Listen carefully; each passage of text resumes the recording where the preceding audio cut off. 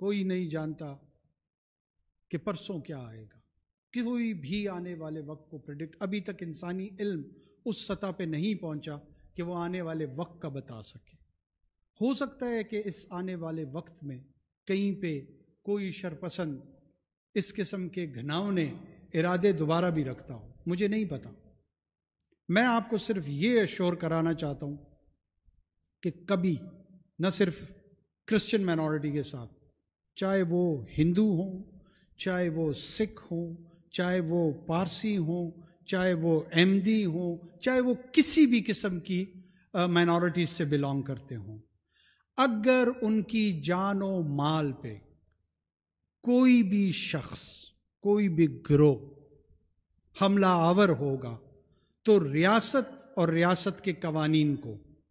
آپ مظلوم کے ساتھ پائیں گے، ظالم کے ساتھ نہیں پائیں گے۔